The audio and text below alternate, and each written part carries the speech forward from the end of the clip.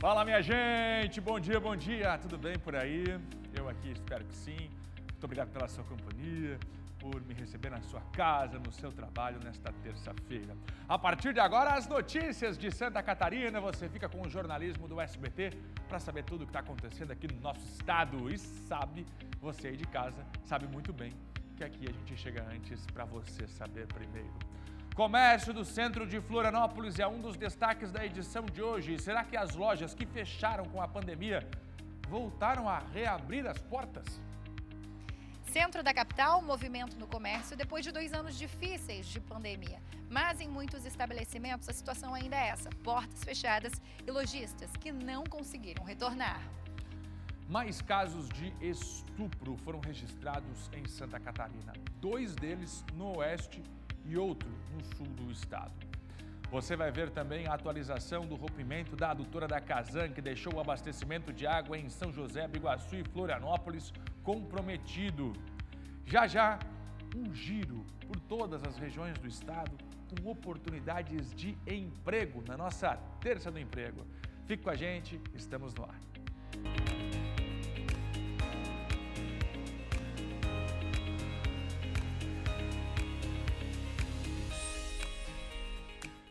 Opa, vamos lá, minha gente, vem comigo até 1h15 da tarde, as notícias de Santa Catarina.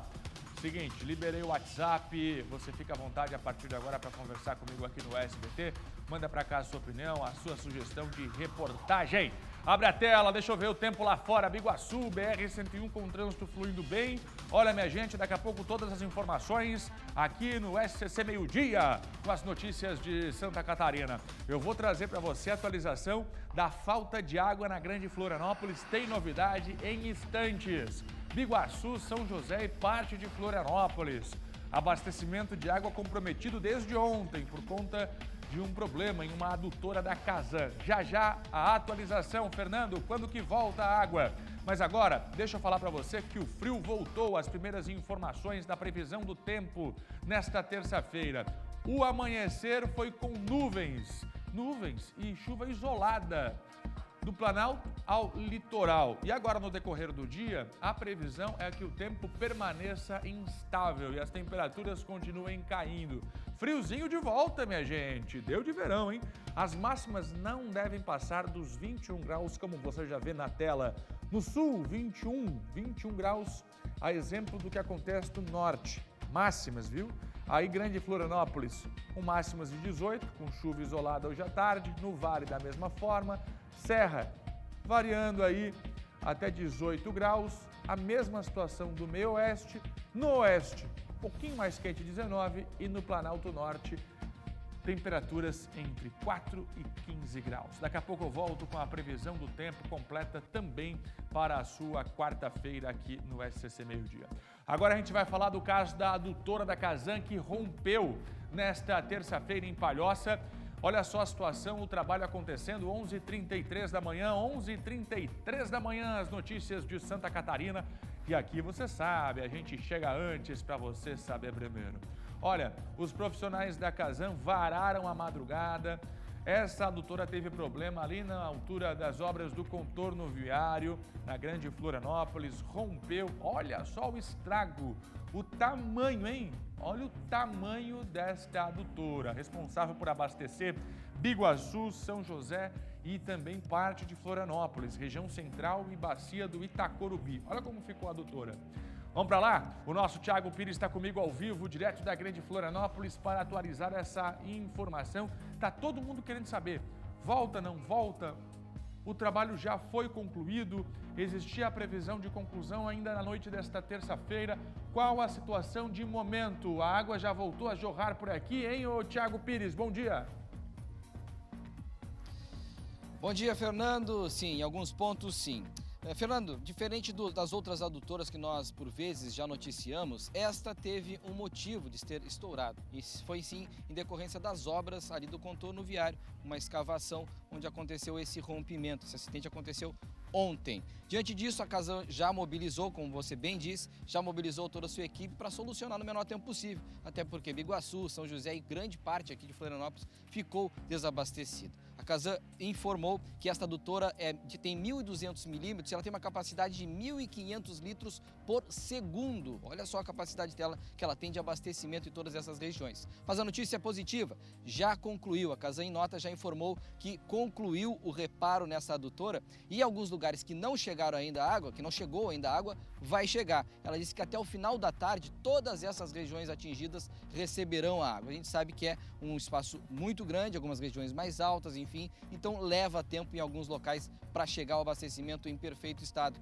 Só lembrando que ela pede nessa mesma nota o uso, o consumo consciente dessa água para que todos os atingidos possam receber novamente o abastecimento no menor tempo possível. A notícia é boa, aconteceu o acidente, aconteceu, mas em pouco tempo foi resolvido e a cidade e todas as regiões que estavam sem abastecimento já estarão recebendo nas próximas horas, nos próximos minutos, ou inclusive já estão tendo água neste momento. Volto contigo aí, Fernando. Obrigado, Thiago Pires. Então, em instantes, a água voltando, trabalho concluído no rompimento desta adutora.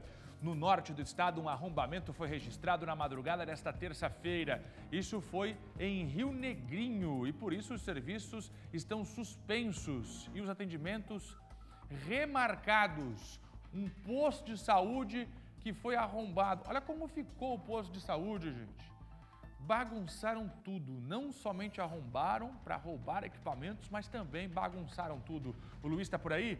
Alô, Luiz Felipe, informação ao vivo. Quando que o atendimento deve voltar neste postinho de Rio Negrinho? Bom dia.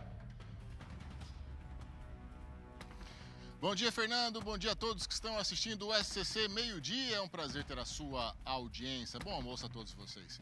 A previsão da volta dos atendimentos é na quinta-feira, Fernando. Enquanto isso, os atendimentos, consultas estão sendo realocadas para outras unidades lá no bairro São Rafael, onde aconteceu esse arrombamento.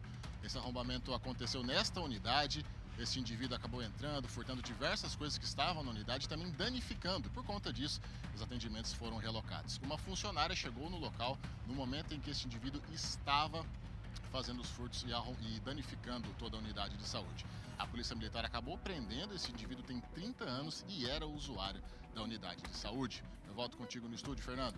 Obrigado, Luiz. Daqui a pouco a gente volta a conversar. Na quinta-feira tem atendimento novamente neste postinho de Rio Negrinho, que foi invadido por um criminoso que já está preso. Ainda hoje você vai ver a repercussão do médico que violentou uma grávida durante o parto no Rio de Janeiro. Já já o SCC-10 vem para cá com todas as informações deste caso. Ele deve perder, o direito de trabalhar a qualquer momento. E ainda hoje, nós cobrando por leitos infantis na rede pública do estado de Santa Catarina. Você vai acompanhar com a gente a situação de agora. Quantos leitos estão faltando e o que está sendo feito para resolver esse problema? Papai e mamãe preocupados com a situação da falta de leitos aqui em Santa Catarina. O Kaique Guede está chegando comigo agora porque imagina só, um homem de 36 anos e uma menina de 12 anos. Olha só este caso, envolvendo um homem de 36 e a criança de 12 anos. Um relacionamento? Pois é, um homem foi preso em Criciúma depois de manter relações sexuais com esta garotinha de 12 anos. Eles estariam até mesmo, Kaique Guede, morando juntos. Kaique, que história é essa? Bom dia. É difícil até de contar, Fernando. Olá, você, todos que assistem o SCC Meio-Dia e estavam morando juntos, segundo o depoimento da avó da menina, a Polícia Militar, há um mês aproximadamente. A avó desta menina, de apenas 12 anos de idade, ela acionou a Polícia Militar nesta segunda-feira porque a neta teria fugido de casa há aproximadamente um mês para ir morar com um homem de 36 anos. A netinha dela, de apenas 12 anos de idade. Segundo o relato destes dois, tanto do homem quanto da menina, a polícia, o homem confirmou que estaria tendo relações sexuais com esta criança de apenas 12 anos de idade e a criança também confirmou isso à Polícia Militar. É claro que o caso agora segue para investigação por parte da Polícia Civil, mas de maneira preliminar, estas foram as informações colhidas no local do fato. O homem este que, claro, foi preso e detalhe, Fernando, dentro da viatura ele próprio começou a se autoagredir, ele mesmo estava se agredindo, bateu com a cabeça no próprio joelho Toda essa ação dele foi filmada pelos policiais que atenderam a ocorrência, então uma situação muito delicada mesmo que aconteceu aqui em Criciúma e, claro, agora segue para a investigação. Volto contigo aí no estúdio. Kaique Guede, obrigado pela informação. Investigação lá. Homem de 36 anos morando com a garotinha de 12 anos, estupro, registrado como estupro. E não para por aí, minha gente, a repercussão é para a cobrança por justiça em nome dessas vítimas. A região oeste registrou pelo menos 2 casos de estupro contra crianças em menos de 24 horas. Presta atenção, em um desses casos, lá em Coronel Freitas, o outro chamou a atenção na região de Chapecó, onde um idoso teria abusado da própria bisneta de apenas 4 anos de idade. Para entender melhor sobre esses 2 casos na região oeste, o Felipe Bastos está comigo. Vamos lá, Felipe, vamos explicar um e depois o outro. Vamos começar pelo caso deste bisavô que teria violentado a própria bisneta. Diga os detalhes pra gente agora, Felipe. Bom dia. Olha, Fernando, muito bom dia para ti e a todos que acompanham o SCC Meio Dia. Mais um caso revoltante que aconteceu no bairro Líder, aqui em Chapecó. Então, os policiais foram até a residência. Essa criança mora com a mãe e o bisavô dessa criança de apenas 4 anos mora numa casa ao lado. Os policiais, quando chegaram lá no local, foi um pedido, na verdade, da própria mãe dessa criança, porque ela, a filha, teria contado para a mãe que teria sido abusada sexualmente do seu bisavô, um idoso de 77 anos. Ainda de acordo com os policiais, ele teria pedido também para a criança tirar a roupa para poder praticar, então, esse crime de estupro de vulnerável. Esse homem ele foi preso, ele foi detido e foi encaminhado para a delegacia da Polícia Civil, que vai começar agora a investigar esse caso revoltante, a gente pode dizer assim, que aconteceu aqui em Chapecó.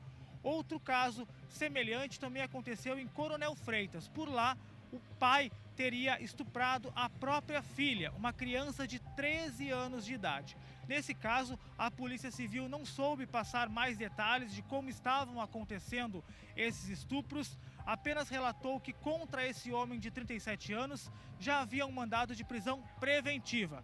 Esse homem, então, ele foi preso em flagrante e foi encaminhado para o presídio regional aqui de Chapecó. Mais 2 casos, né, Fernando? Tristes, que a gente precisa continuar noticiando para o nosso telespectador aqui do SCC Meio Dia. A gente volta ao estúdio. E eu estou percebendo um aumento dos casos registrados, denunciados, não é mesmo? Que esses casos que estão vindo à tona sirvam pelo menos para isso, para encorajar outras pessoas, vítimas, que possam estar sofrendo a mesma situação e que não têm condições de sair daquele ambiente. Obrigado, Bastos, pela sua participação aqui. Imagina só, você andando pela calçada. Você andando pela calçada tranquilamente, daqui a pouco você é abordado e a pessoa diz o seguinte: sai daqui que essa calçada não pode ser habitada por você. Você não pode passar por esta calçada. Imagina só, qual seria a sua reação se alguém chegasse para você e falasse o seguinte: sai daqui que essa calçada não é para você. Sim, num tom de agressividade, alguém te expulsa literalmente da calçada. Isso aconteceu em Balneário Camboriú. É isso mesmo, aqui em Santa Catarina. E agora, o responsável por tirar uma pessoa da calçada foi presa. Este responsável foi preso por injúria racial. Deixa eu chamar a Suelen Skelsen, que está comigo aqui ao vivo com todos os detalhes desta informação. Ele simplesmente mandou a pessoa sair da calçada e agora está sendo preso este sujeito por injúria racial. Suelen, os detalhes desta informação lamentável para a gente. Bom dia. Olá, Fernando, bom dia. Isso mesmo, informação lamentável que a gente traz aqui. Isso aconteceu em Balneário Camboriú. O homem passava pela calçada ofendendo as pessoas que estavam por ali. Ele insultou uma mulher com termos pejorativos relacionados à pele e à raça e foi condenado pelo crime de injúria racial. Essa situação aconteceu em outubro de 2021. Na época, essa cena foi flagrada por uma terceira pessoa que acionou a guarda municipal. E com a ajuda das câmeras de monitoramento, o homem foi preso em flagrante. De acordo com a denúncia do Ministério Público, a vítima passava ali pelo local no fim do ano passado, quando foi surpreendida por esse homem gritando para que ela deixasse a calçada e dizendo frases ofensivas, como, por exemplo, ali só passam pessoas branquinhas, sua negra, e que lhe daria um tiro caso ela passasse pela calçada.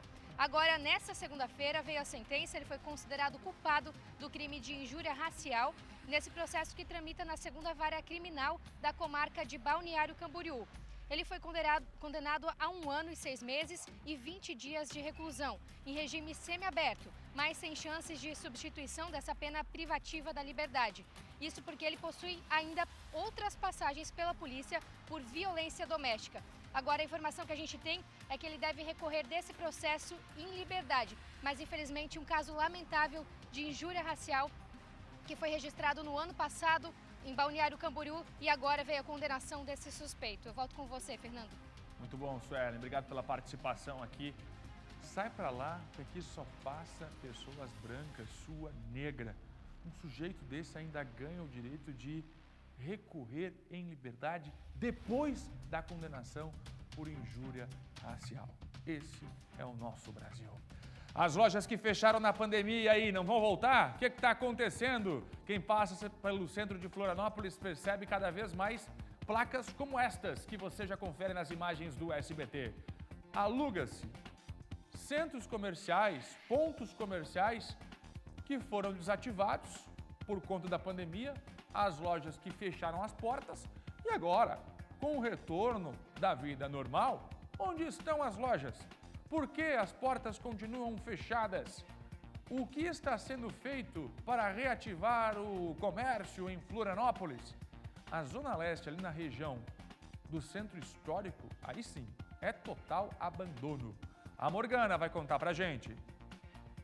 Centro da capital, movimento no comércio depois de 2 anos difíceis de pandemia. Mas em muitos estabelecimentos a situação ainda é essa: portas fechadas e lojistas que não conseguiram retornar.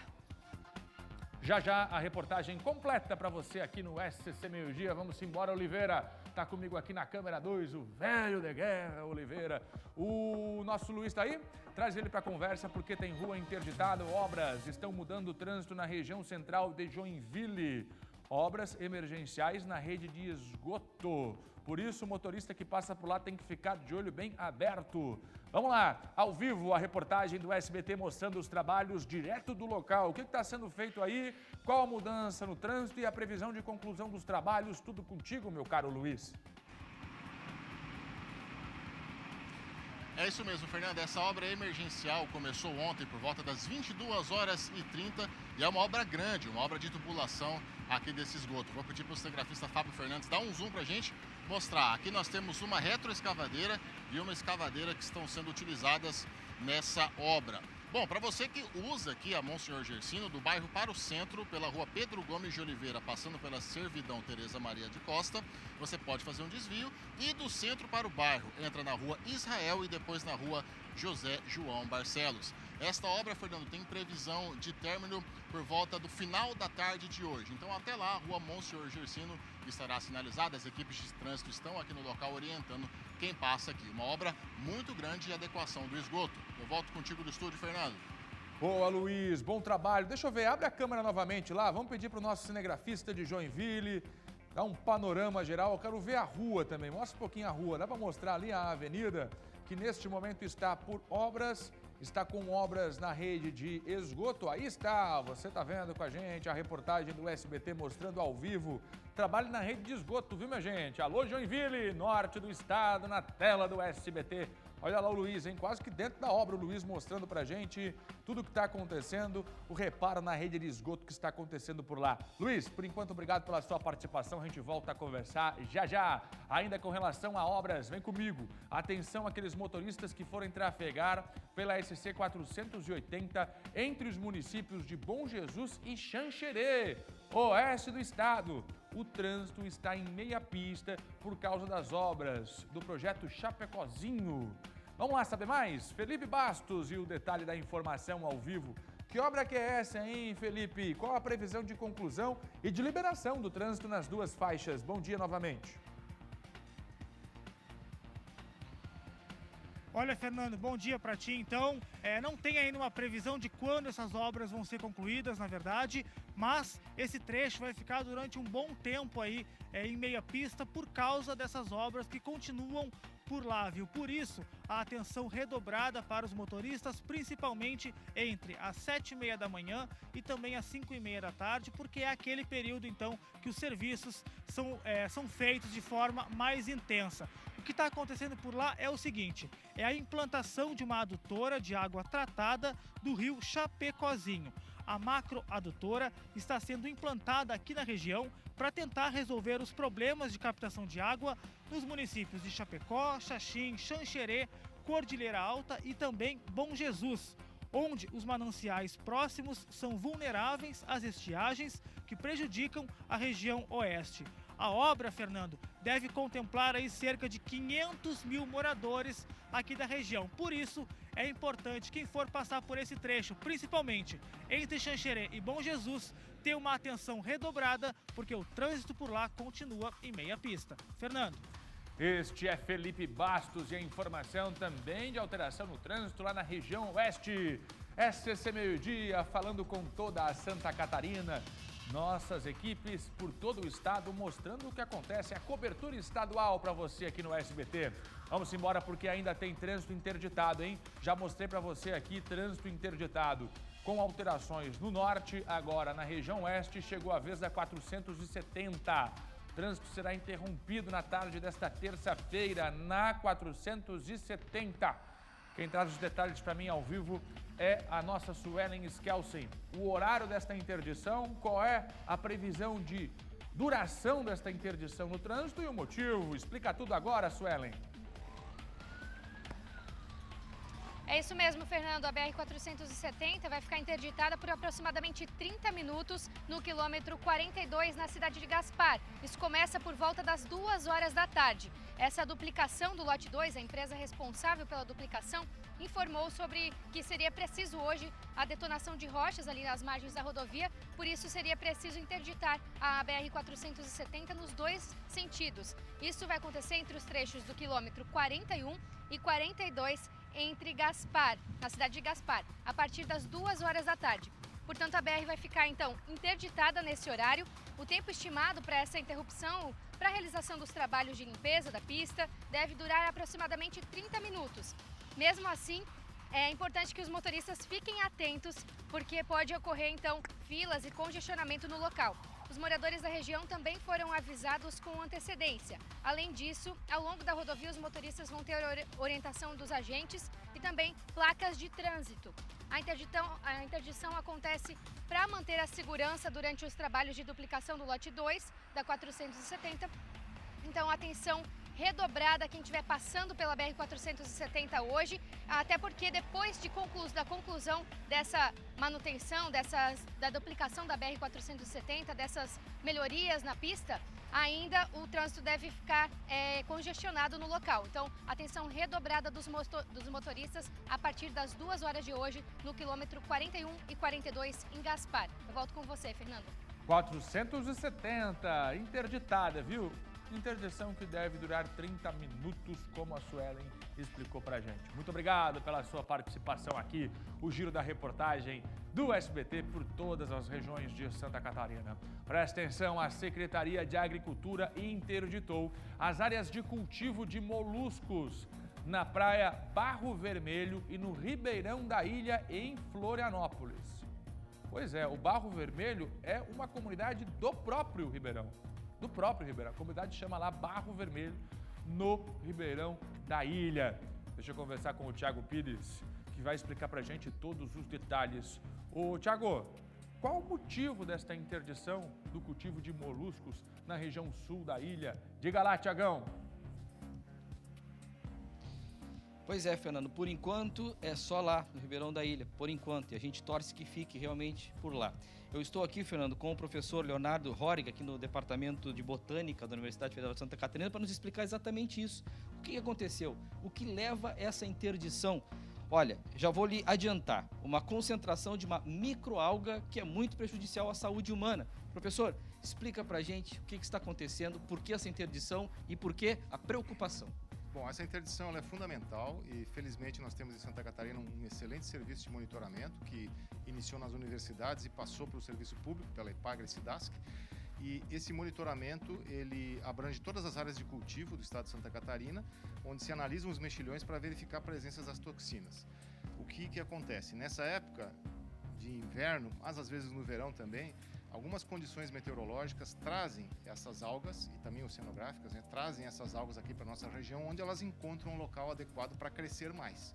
Então, quando elas chegam aqui, trazidas pelo mar, pelo vento, pelas correntes, e se desenvolvem, proliferam um pouco mais, isso normalmente acontece nas áreas mais abrigadas, nas baías, e é justamente onde nós temos as principais zonas de cultivo. Então, os mexilhões e ostras acabam absorvendo essas algas e acumulando a toxina. Essa toxina, ela é diarreica, provoca problemas gastrointestinais, mas ela também, se você se intoxica várias vezes, ela é mais perigosa porque ela pode produzir tumores intestinais. Então a importância, Fernando, ela provoca náuseas, vômito, diarreia, mas mais do que isso, não é uma simples diarreia.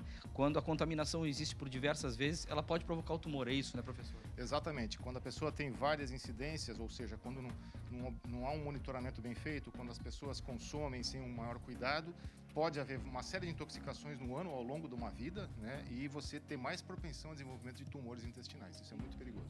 Então, atenção, e a gente pede, eu estava conversando com o professor, Fernando, agora há pouco, a questão da conscientização, principalmente dos produtores, para quem vive disso. Nós estamos falando de algo muito grave à saúde humana. Então, nesse momento, é preciso, mais do que qualquer coisa, a conscientização da não comercialização destas ostras, enfim, mexilhões, dessa localidade do Ribeirão da Ilha, ali Barro Vermelho, é isso, professor? Exato, mas isso é uma situação que muda rapidamente e, felizmente, como o monitoramento funciona, o que a gente fala também é que as pessoas, os produtores, sejam conscientes, mas também acreditem no sistema de monitoramento, porque ele funciona. Ele é um sistema que é exemplar a nível de Brasil e ele segue os principais sistemas de monitoramento do mundo. Então, se houver a ocorrência, se interrompe o consumo, a produção, até que as condições voltem ao normal. Quando as condições atestadamente vierem ao normal, nós podemos novamente consumir mexilhões e ostras sem problema. Para encerrar, alguma previsão normalmente leva de tempo para que possa já liberar? É muito difícil de prever, mas às vezes são dias, às vezes são semanas, às vezes há um aumento, às vezes há uma diminuição. Vamos esperar que haja uma diminuição. Vamos aguardar o monitoramento. Aqui vocês estão vendo algumas algas que estão sendo aqui analisadas, enfim, e esta aqui do livro é a alga que gera, então, esta toxina, né, que está prejudicando aí a saúde humana. Fernando, eu volto contigo, mas mais do que nunca agora nós pedimos a conscientização dos produtores e na comercialização para que evitamos aí problemas de saúde para a nossa comunidade. Volto contigo aí, Fernando. Boa, Thiago. 2 minutos faltando para o meio-dia. Por enquanto, esta proibição na produção de moluscos ali na região do Ribeirão, comunidade mais conhecida por Barro Vermelho. Atenção, os empresários de pequeno porte, médio porte da Serra Catarinense. Tem vaga para o programa Brasil mais Sebrae. Programa para o desenvolvimento de empresas de pequeno porte, de médio porte. Vem para cá, Cláudia Pleite, com todos os detalhes desta informação, a reportagem ao vivo. O empresário da Serra, que está acompanhando agora o SBT, falou: opa, estou precisando desenvolver a minha empresa, trazer experiências novas. Como que o Sebrae pode ajudar as empresas da Serra, hein, Cláudia? Bom dia. Bom dia, Fernando. Bom dia a todos. Isso mesmo. Importante aí para os empresários, porque estão abertas as inscrições para o programa Ciclo 6 do Sebrae, né? O programa Brasil Mais, em parceria aí com o governo federal. Esse programa, ele é para desenvolvimento de pequenas empresas e microempresas de qualquer setor, né? As inscrições para esse programa podem ser feitas através do gov.br/Brasil Mais, né? Esse programa, ele visa aumentar a competitividade e também a produtividade dessas empresas, né? Na na Serra Catarinense, mais de 600 empresas já participaram desse programa, né? Em primeiro lugar, ali, as empresas do setor de indústria, também do setor de serviços também. Essa oportunidade, ela está aberta para cidades de Lages, Correia Pinto, Campos Novos, Campo Belo do Sul, São Joaquim, Curitibanos, Otacílio Costa e demais no entorno dessas. Bom, os empreendedores que participam desse programa, eles recebem um consultor aí nessas empresas que ele vai fazer um diagnóstico da empresa e depois ele vai apresentar os resultados. Como que esse empresário ele pode melhorar a competitividade e a produtividade da empresa dele. Então, muito importante. E lembrando que tudo é gratuito, né? Para quem quer alavancar aí as vendas, alavancar os negócios da empresa. Lembrando, então, que para se inscrever, basta acessar gov.br/Brasil Mais. Fernando, volto contigo. O site está aparecendo aqui, pode repetir de novo. O site Brasil Mais, é isso? A lista. gov.br/Brasil Mais. Boa, tá aqui. Obrigado, Cláudia Pleite. Tocou a sirene do SCC lá na Serra, o que marca meio-dia em ponto.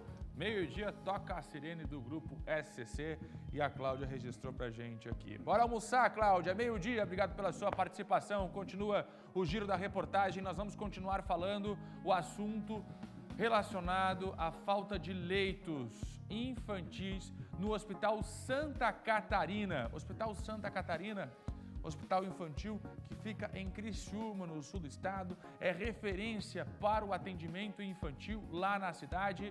E nós mostramos para você, nesta segunda-feira aqui no SBT, o dobro de crianças esperando por leitos do que a quantidade disponível. Sim, o dobro. Nós vamos agora conversar com o Kaique Goede, que tem os detalhes desta informação. O que já foi feito para resolver este problema? O número de leitos é 1. O número de crianças aguardando internação é mais que o dobro. Neste momento, a situação como é que está, hein, Kaique?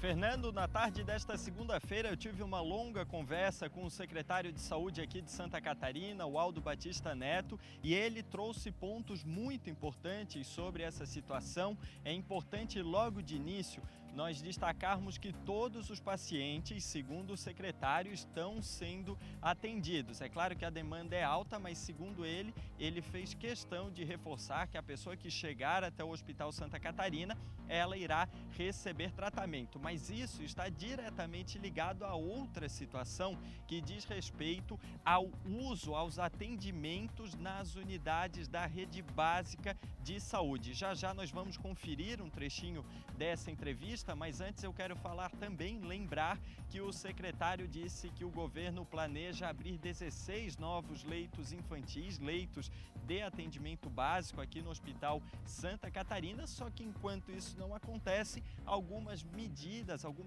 paliativas já foram tomadas. Olha só o que o secretário disse. Quando nós vamos às unidades hospitalares, você percebe que cerca da metade das crianças, dos pacientes que esperam atendimento, poderiam ser atendidas em atenção básica, tá? Então, nós estamos fazendo uma estratégia envolvendo Criciúma e Florianópolis, aonde nós vamos compartilhar com a atenção básica os pacientes mais brandos, ficando na porta hospitalar somente os mais graves. Nós estamos com uma outra estratégia de ampliar tudo que for possível, tá? Ampliar, já fizemos inclusive para o hospital em Criciúma, durante a madrugada de sexta para sábado, reposição de equipamentos e tudo mais, camas, colchões, possibilidade deles irem ajustando o espaço físico que ele tem para ampliar áreas de atendimento. Agora a população também precisa fazer sua parte, né? Segundo a secretaria, é fundamental a vacinação de todas as crianças, principalmente contra o vírus da gripe e a Covid-19. Também outra medida que está sendo analisada pela secretaria é uma parceria entre Estado, o município de Içara e uma universidade para a abertura de mais alguns leitos, também em caráter emergencial, aqui na região sul. Nós seguimos acompanhando. E agora eu volto contigo aí no estúdio, Fernando. Acompanhando e cobrando a saúde pública por mais leitos na rede infantil Hospital Santa Catarina, Criciúma. Obrigado, Kaique Goede. Olha, e a falta de profissionais da saúde não é de hoje. Prejudica o atendimento, prejudica a saúde dos próprios hospitais. A realidade da rede municipal de saúde da capital, minha gente, é preocupante. Contratos temporários estão sendo encerrados. Profissionais que atuam na saúde pública de Florianópolis. E a população já está sofrendo com este cenário. Nós vamos mostrar agora, na reportagem de Tiago Pires, o motivo. Por que esses contratos serão encerrados agora? E a pergunta é, quando encerra o contrato temporário, quem é colocado na função? Veja só. E aí, nós vamos ficar como? Sem médicos, já estamos sem médicos, já estamos sem enfermeiro. Vem, gente, comunidade, acorda, comunidade. Acorda, comunidade. Esse foi o grito de protesto de conselheiros e moradores do Saco Grande preocupados com atendimento no posto de saúde por falta de funcionários. Mas o problema não é só nesse bairro. Esses moradores falam por todos os florianopolitanos. De acordo com os conselhos de saúde, Florianópolis está doente em relação ao atendimento em toda a rede pública de saúde. Isso se dá por conta de exonerações, aposentadorias e principalmente por finalizações de contratos temporários. Exatamente isso. Qual o grande problema? Estão terminando os contratos temporários devido ao término da situação de emergência, devido ao que foi decretado pelo governo. E todas as equipes elas vão sofrer déficit de pessoal. Todo mês está sendo terminado um contrato temporário. Isso implica diretamente em filas, comprometimento do atendimento da população, atraso de fila de espera, exame, etc. Esse é que é o grande problema, essa que é a grande preocupação do Conselho Municipal de Saúde e do Conselho Local de Saúde. E essa demora no atendimento já está sendo sentida em diversos postos da cidade. Tanto no norte da ilha, como na Tapera, como no Saco Grande, que onde teve um grande movimento lá, em vários postos estão tendo esses problemas. A população não está sendo bem atendida por falta de RH.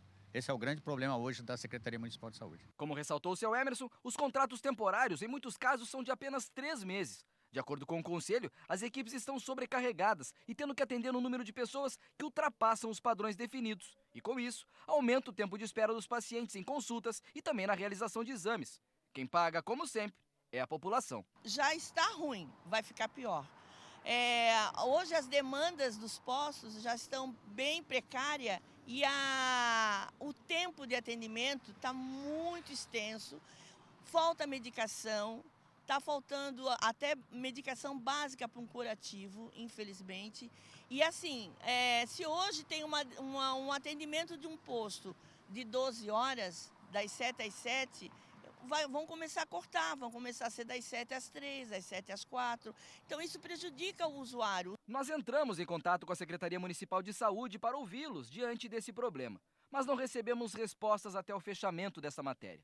Para os conselheiros, se o poder público agir rápido, é possível correr atrás do prejuízo e tentar reverter o estrago, visto que a população já está sentindo os efeitos da falta de profissionais. Dá tempo de recuperar e dependemos muito, o município querendo, a secretaria querendo, se mobilizando, as coisas vão ser resolvidas. Seu prefeito, seu Topázio, por favor, olha pela comunidade, olha pela saúde pública. A gente sabe que o problema é muito grande, a gente sabe que tem problema de caixa, mas a saúde sempre foi esquecida. Então, por favor, venha atender o nosso pedido, não deixe acontecer. Em vez de tirar, coloca mais gente para trabalhar. Não adianta ter uma cidade com qualidade bonita como nós temos e não ter saúde. Prefeito, por favor, atenção para esse caso, por favor. 12h08. A preocupação é contratos temporários que serão encerrados na saúde pública de Florianópolis, a comunidade cobrando. A hora que encerrar o contrato, tem que dar um jeito de substituir este profissional. Concurso público? Novos contratos temporários? A gente de olho nesta informação. Vamos ver o que repercute no portal SCC10, o portal da notícia em Santa Catarina. Aqui está ela, a nossa Giovana Pacheco, que traz direto da redação do SCC10 os destaques. Já vejo lá ao fundo a história que ganhou o Brasil. Tamanha crueldade. O que aconteceu? A Gi vai trazer para a gente agora a atualização do caso do médico do Rio de Janeiro, anestesista, que colocava uma dose maior de anestesia. A gestante, no momento do parto, apagava e, enquanto isso, ele violentava estas mulheres. O flagrante foi feito por colegas de trabalho que esconderam um celular e registraram as agressões. Ele violentava as mulheres durante o parto. Algo inacreditável. Algo inacreditável. Ele foi preso depois que as imagens foram levadas para a Polícia Civil. Preso em flagrante e deve perder a qualquer momento o direito de atuar como médico. Ô Gi, conta pra gente as últimas atualizações, o que vem acontecendo com esse médico desde a denúncia feita, desde que a prisão foi deferida. Bom dia, Gi. Bom dia, Fernando. Pois é, uma notícia muito difícil de se dar, né? Mas a principal atualização desse caso é que o médico anestesista, Giovanni Quintela Bezerra, ele vai passar por uma audiência de custódia hoje mesmo. Hoje, o Tribunal de Justiça do Rio de Janeiro ele vai decidir se ele continua preso e se a prisão dele em flagrante vai ser convertida para preventiva. E lembrando que você até comentou, né, que ele foi denunciado por enfermeiros do hospital mesmo que filmaram para conseguir flagrar a situação. Bom, agora de manhã vai ser importante para essa investigação porque acontecem alguns depoimentos que são, a delegacia vai ouvir o marido da mulher que foi violentada e mais 3 funcionários que são da equipe do médico, justamente para entender melhor como que aconteceu esse caso. Por enquanto, Fernando, ele está preso lá no presídio de Benfica, no centro do Rio de Janeiro. E por lá deve permanecer. Crueldade, gente. Não dá para entender um negócio desse. Turista filma avalanche chegando. Olha só, a imagem é impressionante. Eu daria no pé, sairia correndo. Onde é que foi isso, hein, Gi? Foi lá no Quirguistão, Fernando, na Ásia Central, é um pouco longe daqui, mas dá uma olhada nas imagens. Um turista ele conseguiu flagrar a avalanche chegando, só que ela chegou tão perto no nível dele não perceber que estava perto de atingir ele. Então, ele continuou filmando, ele se protegeu e ainda bem que todo mundo ficou bem. Só 2 pessoas que estavam com ele chegaram a se machucar, mas estão estáveis e foram ferimentos leves. Vai passar por ele a avalanche? Olha ali, rapaz. Vai, ó. Olha a avalanche chegando. Tá passando agora, aí vai se aproximar, ele acha que não chega. Chegou. Ai, ai, ai. E aí ele dá sorte, olha só, ele se esconde ainda. Caramba, que imagem. É assustador. Caramba, hein? Agora tem uma imagem que está repercutindo também aqui de Santa Catarina. A moça dentro do avião achando que estava vendo uma baleia. Olha aí, ó. Você acha que isso aqui é uma baleia? Parece com uma baleia, não? Olha lá, ó. Olha. O que era isso daí? Na primeira foto parece, né, Fernando? Se você olha na primeira foto, tem ali um vulto, e aí você fica, será que é uma baleia? Será que não é? E aí depois que vai se aproximando, dá pra ver que realmente não é. Só que o engraçado foi que ela se empolgou com essa história toda. Então, nessa primeira foto, ela ficou animada e ficou um pouco chocada que ninguém estava tão empolgado quanto ela de ver uma baleia perto do avião, né?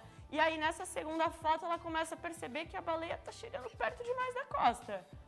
E aí, agora, na última, que já vai aparecer, ela fala, putz, na verdade era um avião, porque é o avião que eu tô e não é nada de baleia, né?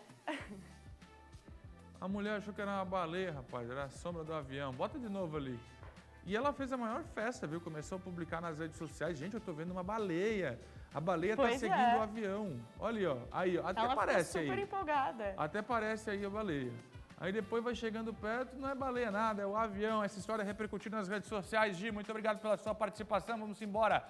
No dia 16 de julho, comemora-se o Dia do Comerciante e para celebrar a data, a ACIF organizou uma programação especial que começa já no próximo dia 14. Vamos ao vivo com o nosso João Paulo Cardoso, que tem mais informações.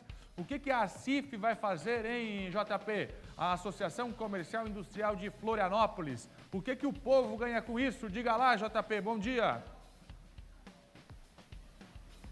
Bom dia, Fernando, a você e a todos que acompanham o SCC SBT.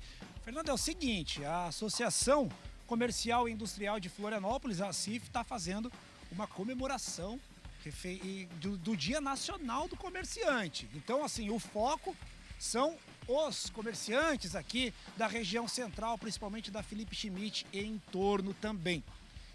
A programação é especificamente no dia 14 e no dia 16. O foco são eles, né, os comerciantes. Para falar mais sobre esse assunto, a gente está aqui com o Guga Dias, que é regional centro da ACIF. Guga, conta para nós, o que vai ter nessa programação? Bom dia. Bom dia a todos. No dia 14, especificamente, nós vamos ter algumas capacitações lá na sede da CIF, aqui no centro, na Emílio Blum. Nós vamos ter capacitações sobre digitalização do comércio, né? Uma palestra sobre a importância do registro de marcas e patentes para os comerciantes, né?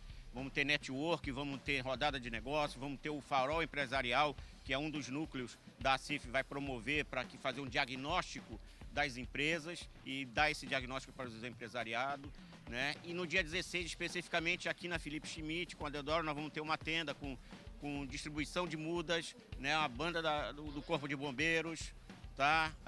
E algumas empresas aqui também vão promover algumas ações de desconto, né? De promoções, isso tudo para o comércio e trazer o pessoal de volta ao comércio central. É importante a participação do comerciante, né? Muito importante. Inclusive, para o dia 14 ainda nós temos inscrições. Basta entrar nas nossas redes sociais da CIF ou no site e fazer sua inscrição. Para fazer a inscrição, então, é só procurar no site ali, é fácil de fazer para o dia 14, ainda tem vaga. Tem vaga ainda sim. Eu acho que é bom correr, porque são poucas vagas que restam. Muito obrigado, Guga Dias.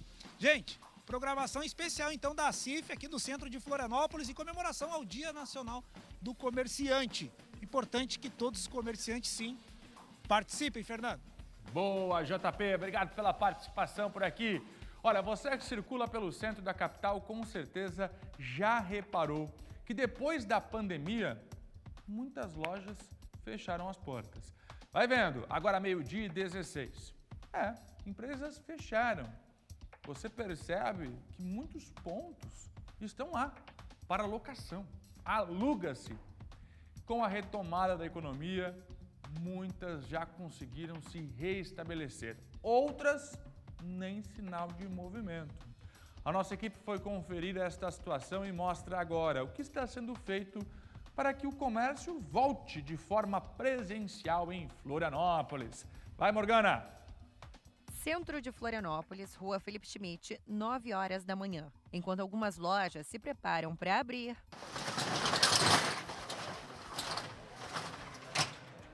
Outras salas comerciais estão desse jeito, com a porta completamente fechada. Movimento só na calçada de gente passando. Por aqui, o comércio não tem funcionado já há algum tempo. Nesses últimos tempos aí, com essa pandemia, o movimento caiu bastante também, até para nós que trabalhamos aqui na rua, né? Todo dia nós estamos presenciando, loja fechando, abrindo, mas fecha mais do que abre, na verdade, né? Só aqui do ladinho fechou uma das lojas. É incomparável o comércio antes da pandemia e depois. A Dulce é proprietária de loja de roupas há 14 anos no centro e durante o período precisou se adaptar. Eu tinha 2 lojas na época da pandemia, fui obrigada a fechar uma loja, porque se não fechasse eu não teria suportado a outra. Além de fechar uma loja, ela também apostou nas vendas pela internet. Nós corremos para a internet porque nós não tínhamos nada, a gente não trabalhava nada virtual. Então a gente correu, começamos a trabalhar redes sociais, todas as possíveis plataformas de e-commerce, mas não é fácil, não é rápido, nada é muito rápido, e eu acho que o comércio, o e-commerce também depende muito do teu público. A Câmara de Dirigentes Lojistas de Florianópolis não tem um número específico da quantidade de lojas que ainda não reabriram, mas os eventos e a gastronomia foram os mais impactados. Esses comércios tiveram um impacto muito grande, porque não tiveram nem como girar o mês, porque teve que fechar instantaneamente. Já o comércio como um todo acabou arrumando algumas alternativas, uma delas foi o e-commerce. Para o diretor de SPC e serviços da CDL, mesmo com a instabilidade econômica e política, as expectativas ainda para 2022 são otimistas.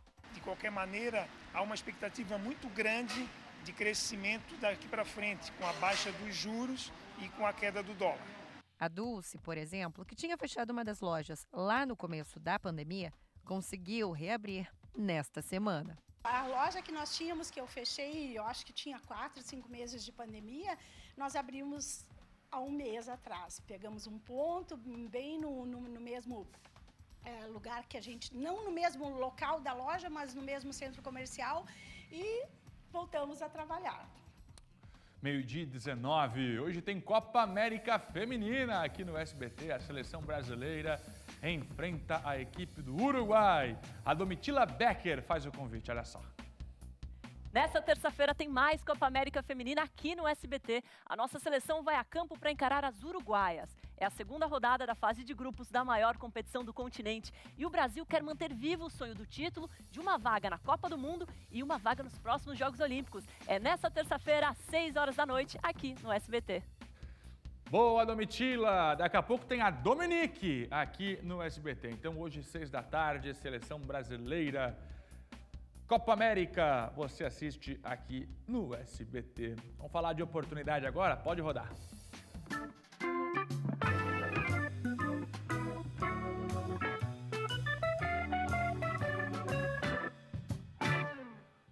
Tá no ar a nossa terça do emprego. A gente vê aqui no mapa agora as vagas de emprego abertas em toda Santa Catarina. Cris, enche a tela. Olha, são mais de 7.000 ofertas por todo o estado e 178 vagas para pessoas com deficiência. Volta aqui. Olha só. Forquilhinha, 74 vagas. Tijucas, 379 vagas. Brusque, 240 vagas. Olha, Blumenau, 184. São Bento do Sul, 94. Mafra, 153. Do ladinho estão ali as vagas também disponíveis para pessoas com deficiência. Concórdia, 903 vagas em aberto neste momento. Vai vendo, São Miguel, ó São Miguel, 975.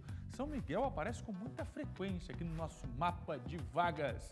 E assim você pode ter acesso a todas elas. São mais de 7.200 por toda a Santa Catarina. A gente separou aqui algumas cidades.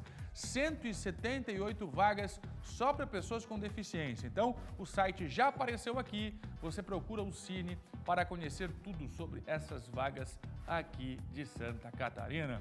A turma tá aí, não? Aê, a turma tá aqui, já chegou todo mundo, porque é hora de mostrar as vagas e as oportunidades de trabalho e de qualificação em Santa Catarina. Eu tenho o Luiz Felipe, tá ao vivo em Joinville, o Kaique Guede tá ao vivo comigo em Criciúma, o Felipe Bastos em Chapecó e a nossa Cláudia Pleite, que tá lá em Lages, para toda Santa Catarina. Vaga de emprego, norte do estado, Joinville, minha gente. Quase 500 vagas e tem oportunidade para pessoas com deficiência também. Luiz Felipe, conta para Santa Catarina, Luiz Felipe.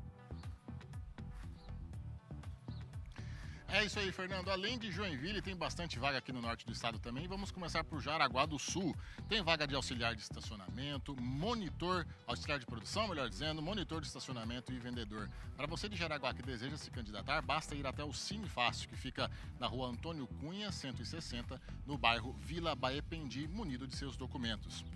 Em São Bento do Sul, o Cine fica no Centro Administrativo Leopoldo Zoesper, na rua Benjamin Constant, 120. E tem vagas para cozinheiro geral, para auxiliar de limpeza e também para nutricionista. E aqui em Joinville, Fernando, como você ressaltou, quase 500 vagas e nós separamos algumas para vocês. Confira.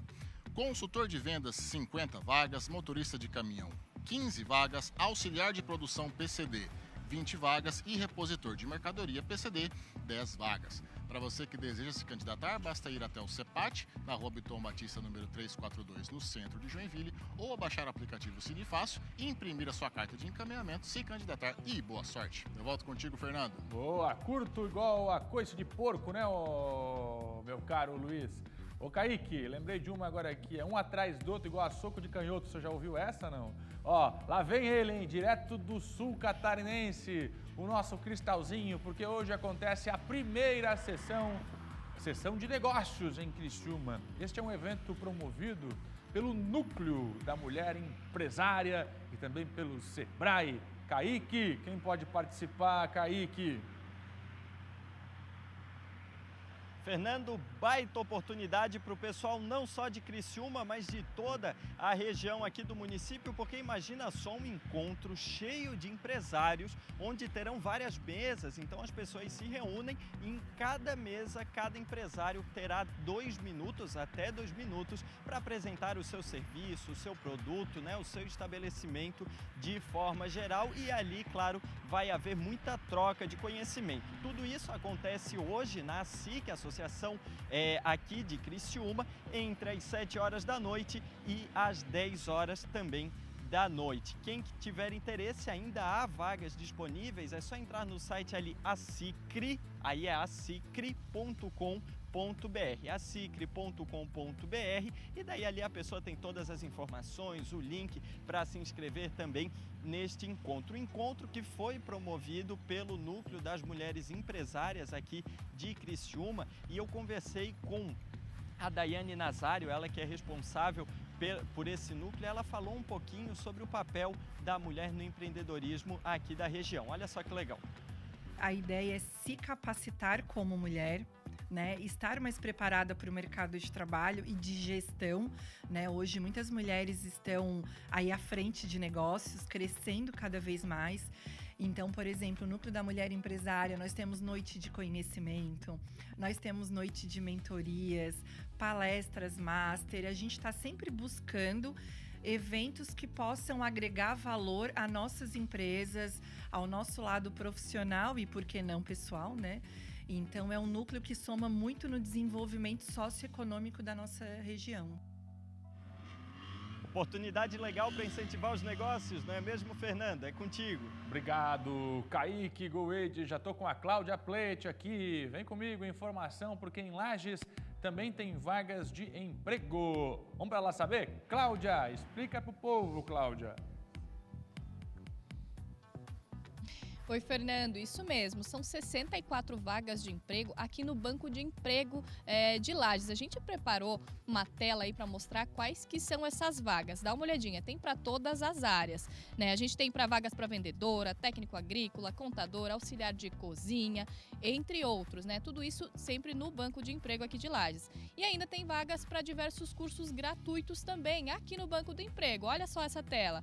Oportunidades para quem quer se profissionalizar como cuidador de idosos, banhista de animais, eletricistas de redes de distribuição e muito mais. Para quem tem interesse, então, nessas vagas, basta entrar em contato, né, pelo telefone 3224-0600 aqui no Banco do Emprego. E olha, aproveitando para lembrar que o Banco do Emprego ele vai estar em um novo endereço. Na verdade, a Secretaria de Desenvolvimento Econômico aqui de Lages vai estar em um novo endereço a partir do dia 19. Então, quem busca emprego vai ter que buscar em um novo endereço, que é na Rua Manuel Thiago de Castro, 258, aqui no centro de Lages. Então, guarda bem essa informação. E aproveitando que a gente está falando, Fernando, aí de oportunidades de qualificação, o IFSC aqui de Lages também está com vaga aberta. Olha só, é para o curso de eletricista de sistemas e energias renováveis. Basta acessar, então, ifsc.com.br edu, né? ifsc.edu.br, na verdade. Você acessa lá e faz a tua inscrição para esse curso de qualificação. Volto contigo, Fernando. Boa, então tem vagas de emprego lá em Lages e também tem cursos profissionalizantes para você se qualificar. Bom, você viu, aqui na nossa Terça do Emprego, 178 vagas são destinadas em Santa Catarina para pessoas com deficiência. Um número que tem crescido bastante nos últimos meses, mas ainda falta muito. Dá só uma olhada. Bom dia, seja bem-vindo.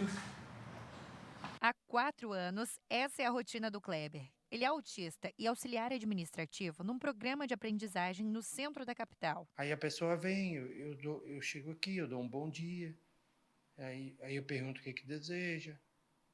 Eu trabalho também muito no atendimento dos jovens. Às vezes o jovem vem para pegar uma camiseta, vem para saber sobre uma falta no curso. Mas a vida profissional nem sempre foi assim. Porque às vezes a gente sabe que empresa é produção, quer produção, quer... E às vezes o PCD ele tem uma certa limitação, mesmo que mínima, mas ele tem. Tem tem que ter essa compreensão por parte do chefe, do gestor, no caso. Hoje, ele já está 100% integrado no trabalho e com os colegas. Todo mundo me recebe bem, estão sempre prontos para me auxiliar, o que eu preciso. Até inclusive, semana passada, eu tive uma reunião, eles disseram para mim, não, cara, o que tu precisar, nós estamos aqui, pergunta. Pode ser uma pergunta boba, mas pergunta. E a equipe aqui é ótima. E nesse espaço, a troca de aprendizado é mútua. Então, a gente acaba aprendendo essa questão do respeito, de trabalhar as diferenças. É uma pessoa que agrega para a equipe, né? Nesse sentido de aprendizagem, de nos apoiar e saber que a gente pode apoiar ele também, né? Nessa caminhada dele. Tudo isso ajuda. Mas ainda falta bastante quando se trata da inclusão da pessoa com deficiência no mercado de trabalho. Que falta muita qualificação para o PCD no mercado de trabalho. Às vezes o PCD ele quer trabalhar, ele tem força de vontade, mas ele não tem a qualificação necessária. E para que tudo isso dê certo, é importante que a estrutura da empresa, os colaboradores, estejam todos preparados para abranger esse novo funcionário e que ele também passe por um processo de qualificação. E é aí que alguns projetos entram em ação. No estado, a Fundação Catarinense de Educação Especial faz essa ponte através do Centro de Educação e Trabalho. Esse programa ele acontece em etapas. O início é a iniciação para o trabalho, que são educandos a partir de 14 anos, com deficiência intelectual, moderada, autistas, pessoas e outras deficiências com condições de serem encaminhadas ao mercado de trabalho. O programa prepara a pessoa com deficiência para esse primeiro emprego. Promove a qualificação em alguns setores específicos e organiza a locomoção independente do funcionário, até chegar à vaga de trabalho. Que é uma equipe que faz essa captação de vagas, observa o perfil desses educandos, acompanha na entrevista e acompanha ao longo do processo desse educando no mercado de trabalho. O projeto funciona em todo o estado e a porta de entrada são as APAES. A maioria das vagas para a pessoa com deficiência são garantidas pela Lei de Cotas, que já funciona há 31 anos no Brasil. Segundo a lei, as empresas com 100 ou mais funcionários devem destinar de 2% a 5% das vagas para pessoa com deficiência. Então, a gente sabe que se não houver a lei de cotas e a fiscalização e o trabalho em parceria, não há emprego, não há oportunidade para as pessoas com deficiência, que em nosso estado, só em idade economicamente ativa, são quase 290 mil. E dessas, pela lei de cotas, aproximadamente 25 mil com emprego. A Luciana é auditora fiscal e trabalha nessa fiscalização. A gente tinha pouco mais de 13 mil pessoas com deficiência contratadas em 2015. Hoje, esse nosso número já chega a quase 25 mil pessoas com deficiência contratadas no nosso estado. A inclusão tem melhorado ao longo dos anos. Nesta semana, são 178 vagas disponíveis para pessoa com deficiência pelo Cine, mas o número ainda está longe do ideal. Ainda falta um pouquinho de conscientização das pessoas, né? Porque as pessoas ainda veem a pessoa com deficiência como incapaz, como não produtivo, né? E nós estamos preparando essas pessoas para estarem lá, para ocupar o lugar delas, né? De fato. E para quem espera tanto por essa vaga, o significado vai muito além de uma oportunidade profissional. Eu acordo motivado, super feliz de mais um dia de trabalho. É autonomia. É autonomia. 12h33, 178 vagas neste momento disponíveis para pessoas com deficiência lá no Cine. Vamos fechar a nossa terça do emprego? Vem para cá, Felipe Bastos, porque Chapecó oferece esta semana mais de 900 vagas disponíveis no Balcão Municipal de Empregos. Como é que eu faço para garantir uma dessas vagas, hein, Felipe? Olha, Fernando, é muito fácil, viu? São 902 oportunidades para quem quiser ingressar no mercado de trabalho e cerca de 280 empresas que estão com essas vagas. A nossa equipe preparou uma tela para você para informar aquelas vagas que são mais urgentes. E são elas, viu? Auxiliar administrativo, almoxarife, auxiliar de limpeza, auxiliar de montagem industrial, vendedor, assistente de prevenção e perdas, nutricionista, costureira, técnico de segurança do trabalho, pizzaiolo, atendente de balcão, assistente de departamento pessoal, soldador, cozinheira e recepcionista para o hotel. Os interessados nessas ou em outras vagas devem fazer o cadastro na página do Balcão Municipal de Empregos da Prefeitura aqui de Chapecó. Fernando. Felipe, obrigado. Previsão do tempo.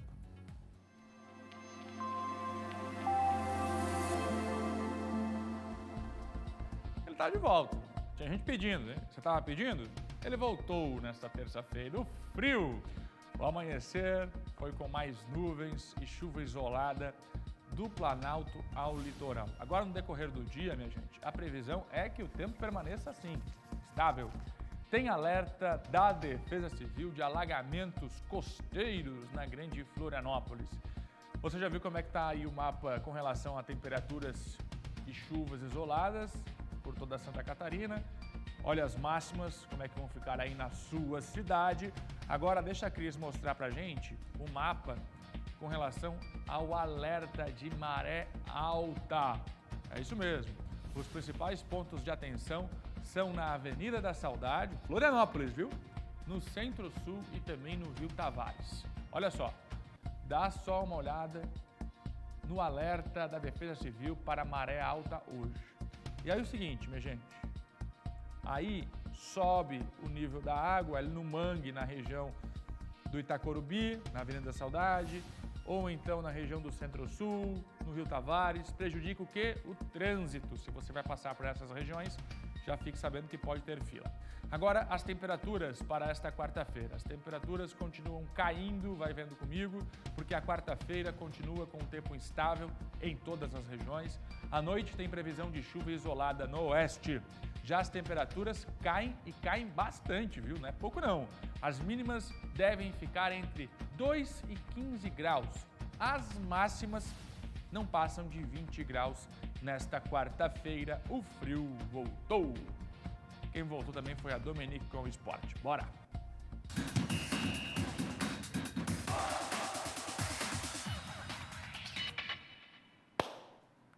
Boa tarde. Boa tarde, Fernando. Boa tarde para você aí de casa. Já vamos começar o esporte de hoje falando de Copa América Feminina. A seleção brasileira entra em campo hoje e a nossa equipe acompanhou os detalhes da preparação para esse jogo. Este é o Jason. Ele quis vir trabalhar com o pai, segurança do estádio, para poder ver a seleção brasileira. Diante do menino, treinaram as melhores jogadoras do continente. Dono de 7 títulos da Copa América, o Brasil manteve a máxima. Saiu vitorioso de todas as estreias na competição depois de golear a Argentina por 4 gols. Uma vitória que chama a atenção por ser contra o adversário mais bem classificado do ranking da FIFA entre os demais do torneio. A gente fez uma bela partida contra a Argentina. O que a gente espera fazer em todos os jogos é mandar no jogo, é impor o nosso ritmo. Mesmo com um placar expressivo e com uma atuação elogiada, a técnica Pia Sanhag tem ajustes a fazer na seleção.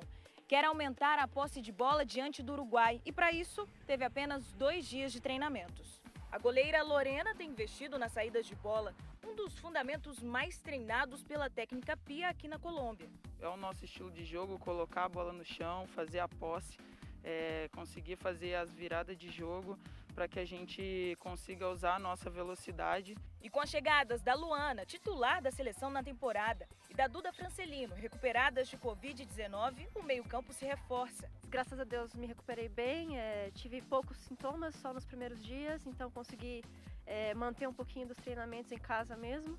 O adversário dessa terça-feira tem 2 jogadoras conhecidas pelas brasileiras. As uruguaias Carol Bermudes e Luciana Gomes defendem o Atlético Mineiro. Para Pia Sanhag, o time do Uruguai é diferente da Argentina. Elas se preparam melhor para o momento do ataque. O foco está em evoluir o futebol apresentado para que outros colombianos também possam se encantar com o Brasil. Agora vamos falar da sueca Pia Sanhag. A comandante da seleção brasileira tem se adaptado bem com a cultura brasileira. Uma sueca no Brasil, encantada com o jeitinho brasileiro. Tu vês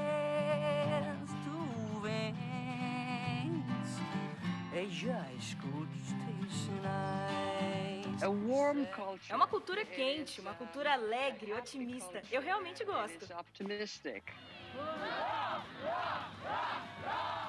Pia já tem 3 anos à frente da seleção feminina.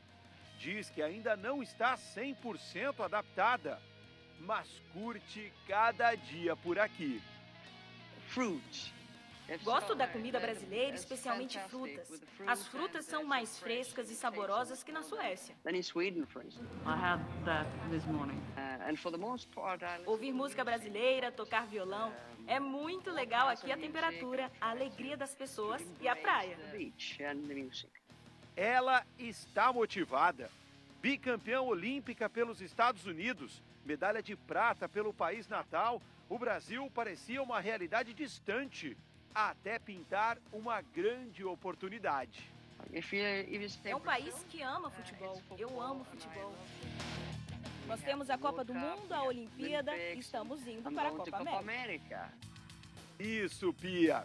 Nossa jornada está só começando. Agora é hora da Copa América. E você sabe onde assistir. Veja a Copa América no SBT. E nessa segunda-feira tivemos 2 duelos pela Copa América. A seleção paraguaia venceu o Chile por 3-2, com gols de Rebeca Fernandes, Jéssica Martínez e Fabiola Sandoval. Daniela Pardo e Iene Cunha descontaram para as chilenas. A outra seleção que foi a campo foi a Colômbia contra a Bolívia. A seleção anfitriã derrotou as bolivianas por 3-0. Os gols da partida foram de Leice, de fora da área, Érica Morales e Daniela Arias fechou o placar. E hoje tem seleção brasileira às 6 horas da tarde, aqui na tela do SCC SBT. Por conta disso, hoje a gente não vai ter o SCC News. Agora vamos mudar de assunto. A CPI da Chapecoense foi finalizada na tarde desta segunda-feira. O relatório final foi aprovado por unanimidade no Senado. O relatório prevê a indenização de familiares. A reportagem é de André Anelli. O relatório foi aprovado por unanimidade. No documento, a seguradora Tóquio Marine se compromete a pagar cerca de 25 milhões de dólares às famílias, aproximadamente 350 mil dólares para cada uma. O acordo ainda precisa ser aprovado pela Associação das Vítimas do Acidente. Nós agora temos 30 dias para responder essa proposta que a resseguradora nos fez. A indenização oferecida é menor do que os 300 milhões de dólares pagos em casos de acidentes aéreos. A Tóquio Marine não vai pagar o valor total porque a companhia aérea Lamia havia contratado uma apólice de apenas 25 milhões de dólares, depois de atrasar o pagamento do seguro entre 2014 e 2015, quando chegou a ser impedida de voar. Menos de um ano após o reinício das operações, o avião da empresa boliviana caiu antes de chegar a Medellín, na Colômbia, destino final da Chapecoense. 71 pessoas morreram.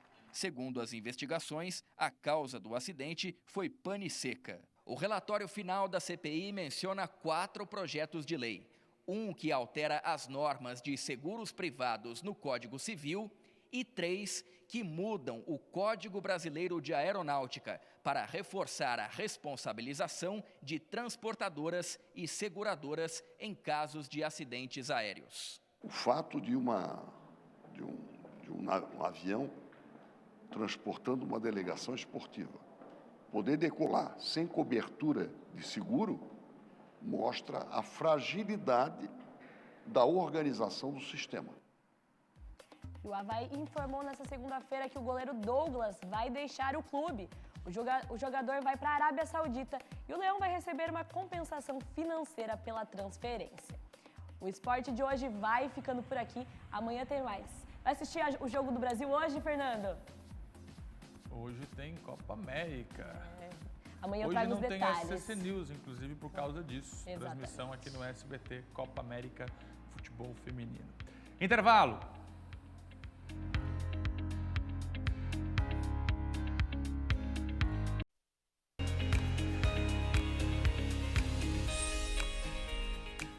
de volta com o nosso SCC Meio Dia.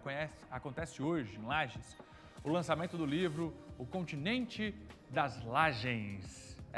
Nós vamos acompanhar agora todo o processo de lançamento deste livro.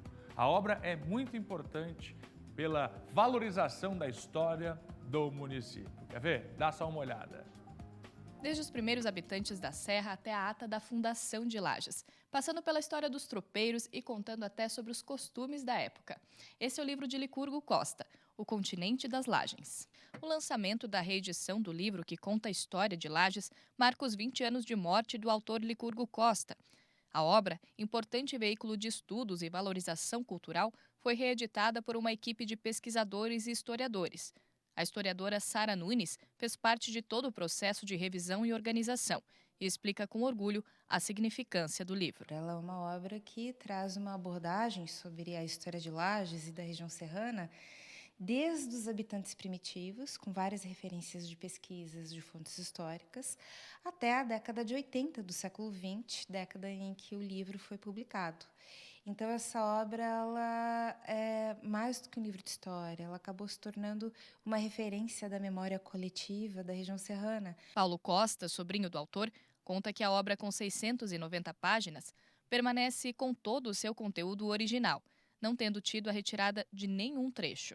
Sem dúvida, a segunda edição do Continente das Lagens, né, vem coroar em um esforço, né, de muitos anos, né, de muitas pessoas, de entidades, né, para renovar esta obra que foi tão importante para Lages, para a região e para Santa Catarina, né, onde Licurgo Costa, né, descreve toda a nossa história, né, com muita precisão, com muitos dados e de uma forma elegante, de uma forma descontraída, né, e que fez com que o público, né, adorasse essa obra e se tornou uma referência, né, para nós e para toda Santa Catarina. O Continente das Lagens será distribuído gratuitamente para bibliotecas públicas da região e para escolas. Servirá como meio de conhecimento dos estudantes sobre a história da cidade. É o que destaca o superintendente da Fundação Cultural de Lages, Giba Roncone. Nós queremos, com essa reedição, que o livro se torne cada vez mais uma fonte de pesquisa, principalmente para as nossas crianças, nossos adolescentes, que tenham como referencial o livro Continente das Lages, porque ele conta toda a nossa história desde o início, mais de 1766 para cá, ou seja, 256 anos da nossa história política, econômica, comercial, cultural principalmente. Então, ele servirá como uma fonte de pesquisa para toda a nossa história, para toda a nossa rede pública municipal de ensino, onde eles possam ter esse referencial como parte da nossa história. O lançamento do Continente das Lagens acontece hoje às 19h30, no Espaço Cultural Aristiliano Ramos, na Praça João Costa. E atenção, comunidade de São José. 6 escolas tiveram as aulas canceladas nesta terça-feira. O motivo é a falta de água por conta do rompimento da adutora da Casan. A gente falou aqui no SCC Meio Dia que o conserto já foi feito, mas o fornecimento de água ainda não foi restabelecido por completo. Ficam sem atendimento hoje centros de educação infantil e também escolas municipais de São José. A previsão é que amanhã as aulas retornem com a normalidade do abastecimento de água. Vamos seguir com outras informações. Agora 10 minutos, faltando para 1h. Kaique Goede. Casamento comunitário, Kaique. Você tem vontade de casar, hein? Pois é. Mas o sonho aí não cabe no orçamento? Para ajudar os casais que querem oficializar a relação, mas não têm condição de pagar, a Prefeitura de Maruí abriu as inscrições para o casamento comunitário. Como que faz para se inscrever, hein, Kaique? Fernando, e olha que o negócio não é barato não, inclusive o Isaac, nosso colega aqui, cinegrafista. Isaac, casamento aí, ele que tá vendo para casar, é caro ou não é? O Isaac está bem por dentro disso tudo, mas o casamento comunitário vai acontecer em Imaruí. Já peço até que coloque na tela para todo mundo aí da região já ir anotando, tirando foto. Essa que é uma parceria entre a Prefeitura de Imaruí e o Cartório de Registro Civil da cidade. O casamento que acontece, portanto, no dia 27 de agosto. Mas aí as inscrições vão até o dia 29 de julho. Então, quem tiver interesse em participar desse casamento coletivo, tem até o dia 29 de julho para fazer a sua inscrição. A inscrição que ela pode ser feita direto no Cartório de Registro Civil, como eu falei, da cidade de Imaruí. A pessoa ficou com dúvida, quer mais informações? É o telefone 4836430196, ou então ela pode ir presencialmente na Secretaria de Assistência Social de Imaruí entre as 8 da manhã e a 1 da tarde. E tudo isso faz parte das comemorações do aniversário da cidade aqui da região sul de Santa Catarina. Volto contigo aí no estúdio, Fernando. Boa, Kaique Guede. Sabe que outros municípios também promoviam, antes da pandemia, este casamento comunitário, coletivo, enfim. Agora eles estão retornando. Olha aqui a informação. Obrigado, Kaique. Tchau. Vou abrir espaço aqui para a nossa tela, onde você vai acompanhar comigo as informações. Dá para fazer a inscrição até o dia 29 deste mês, viu? E aí o grande dia, 27 de agosto, que é quando o casório acontece. Ó, telefone para você ligar ou então vai presencialmente na Secretaria de Assistência Social, te inscreve, né? Se não pediu a nega velha em casamento ainda, vai lá, faz um pedido romântico e depois se inscreve para o casamento coletivo. Você já ouviu falar em mediação literária musical? Ficou curioso?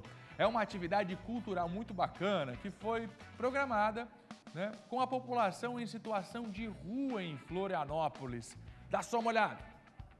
Pouco importa o sol ardente, pouco importa a poeira da estrada, pouco importa o andamento sem fim, pouco importa se a vida é dura. Os sonhos são muitos, o tempo é pouco. Depois da curva, há um rio. Hoje nós viemos conhecer um projeto muito legal de literatura, que acontece aqui dentro da Passarela da Cidadania, bem ali, na Fábrica dos Sonhos. Um projeto de inserção, que acontece para quem mora por aqui. Vamos conhecer. O projeto de extensão Libertas é liderado pelo Centro de Ciências Humanas e da Educação da Universidade do Estado de Santa Catarina, UDESC. Silvana, pedagoga da Passarela da Cidadania, comemora mais uma oportunidade de conhecimento para os moradores. Aqui onde vocês estão é a Fábrica dos Sonhos, né? Então, para a gente é uma grande realização. É trazer eles de novo, né? Levar eles para socialização, né? Tirar eles dessa vulnerabilidade social que eles se encontram e se inserir de novo, né? A Fábrica dos Sonhos é um espaço dentro da passarela destinado a colaborar com a recuperação dos moradores locais, através de diversas atividades culturais e educativas. Nossa preocupação é sempre criar as formas, as oportunidades de saída das pessoas da passarela. Tanto de leitura quanto de saúde, as oficinas de capacitação, tentamos de todas as formas criar processos para que as pessoas possam retomar sua vida. No projeto de hoje, a literatura e poesia em cena. Nós vamos trazer um pouco de literatura, um pouco de leitura, de poesias, livros para eles poderem manusear e ter acesso. E vamos usar a linguagem poética para atingir o coração deles e fazer com que eles se interessem pelo hábito e o gosto pela leitura. E realmente é possível ver o interesse literalmente nas mãos de quem participa da atividade. As mãos, por vezes sofridas da lida da vida, agora seguram um livro. Nas frases e poemas escritos, a vontade de mudar de vida e buscar novos horizontes. Eu venho de uma família, né, onde a literatura era algo importante, né? Eu trabalhava com dependência química, eu tinha uma ONG na minha cidade. Na realidade, a literatura vai dar conhecimento para eles da história, entendeu? Eles conhecer um pouco da nossa cultura, do país, né? Eu acho importante. Para mim está sendo bom porque foi uma coisa que eu cheguei aqui, eu saí de uma situação de álcool e droga, né? Aí eu estava fazendo acompanhamento do CAPS, foi onde que eu conheci essa atividade aqui que eu estou fazendo agora. Então eu participo de mais atividades também. Aí para mim está sendo muito bom porque eu estou conseguindo vencer essa batalha contra o álcool, contra a droga, né? Porque eu estou com 62 anos, fui acolhido pelo resgate na rua, numa situação completamente, sabe assim, imagina, né, como é que olha, o pior que você possa imaginar. Aqui eu estou nascendo de novo, com 62 anos, cara. Então isso é importante para mim. Tu vê, eu parei na 5ª série. E quero ver sair daqui formado com o diploma na mão, entendeu? Eles dão a chave para você. A chave está nas tuas mãos. Agora você tem que ir lá e abrir a porta. Boa, seu Paulo! Abrir a porta para novos rumos, para novas oportunidades. Como disse a poesia de Francisco Paiva de Carvalho, do início dessa matéria, pouco importa o sol ardente, pouco importa as quedas sofridas, pouco importa se a vida é dura. Depois da curva, há um rio. Pois é, basta aproveitar a correnteza e dar a volta por cima. Legal o projeto, hein? Agora é hora da política. Já está por aqui Cláudio Prisco Paraíso. E ele vem trazendo aqui o destaque do MDB. E aí, Udo Deller vai ser o vice de Moisés, Prisco? Boa tarde. Boa tarde, Fernando. Aqui à esquerda, o ex-prefeito de Joinville, e à direita, uma foto da bancada reunida. É porque, nesse exato momento, os deputados estão recebendo Udo Deller para uma conversa. Já antecipamos aqui na sexta-feira. A ideia é que o Udo venha a ser o vice de Carlos Moisés. Numa articulação, sendo ele do Norte, como Antídio Lunelli, para prevalecer a aliança e não a candidatura própria na convenção do próximo dia 23. Só que o Udo Deller, que é um homem de bem, germânico, cirúrgico, atento aos bons costumes, que normalmente não é prática na política, vai deixar muito claro o seguinte, ó, o meu nome não estará à disposição para o enfrentamento contra o meu colega empresário Antídio Lunelli na convenção. Tipo, eu derrotando Antídio para ser vice de Moisés, ou até sendo derrotado, ele não quer essa confrontação. Eu aceito que o meu nome, Fernando, entre numa lista tríplice. Sim. Que seja submetido ao governador depois da convenção, se os prefeitos e os deputados estaduais levarem a melhor em relação a Antídio Lunelli. O que não é fácil. Antídio Lunelli está na estrada há 1 ano. E também quem vai ter um papel estratégico, fundamental nesse processo, é o próprio Celso Maldaner, que ainda não sabe se continua com Antídio ou se já se jogou nos braços de Carlos Moisés. Mas é uma parada indigesta para quem deseja a aliança, porque as bases querem candidatura própria, ainda mais diante dos últimos comportamentos de Carlos Moisés, que rejeitou um nome indicado pelo diretório. Próximo telão. Mesmo nos Estados Unidos, Fernando, o ex-governador Paulo Afonso Vieira confirmou seu nome ao Senado. Então, temos 3 inscritos. Os deputados federais Celso Maldaner, licenciado da presidência do partido, e o Rogério Peninha Mendonça. Aí ficou mais fácil ainda para Celso, que está no comando do partido, está em contato com os convencionais, com os delegados. E Peninha sempre foi muito ligado a Paulo Afonso. Então é pouco provável que Celso perca essa parada. Mas, de qualquer maneira, em convenção tudo pode acontecer. Vai que dá Peninha ou Paulo Afonso. O Oeste fica fora. E dentro dessa proposta que o Udo Deller deve estar levando agora para a bancada, de lista tríplice, daqui a pouco será colocado também, além de Udo, que vai aceitar a indicação para essa lista, será colocado alguém do Oeste. Sim. Muito provavelmente o presidente da Assembleia, Moacir Sopelsa, que juntamente com o Udo, são os 2 nomes preferenciais de Carlos Moisés. Portanto, a sugestão de Udo não pode necessariamente garantir o seu nome como vice, porque aí o governador vai pensar na questão da geopolítica, a questão regional. É mais importante ter alguém do Norte ou do Oeste?